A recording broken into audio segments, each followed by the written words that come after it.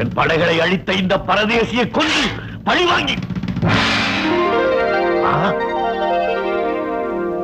ஏன் தயக்கம்? மாலையை என் கழுத்தில் அணிவிப்பதுதானே.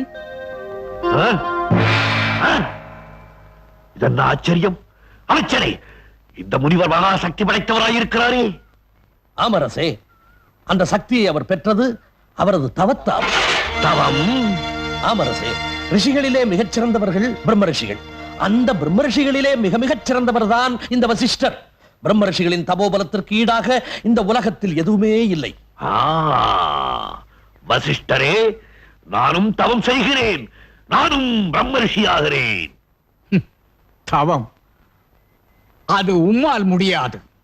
உம்மால் முடியும், எம்மால் முடியாதோ? நான் வேதியன், நீர் சத்திரியன். சத்திரியன் தவம் செய்ய கூடாதா? கூடாது என்பதில்லை,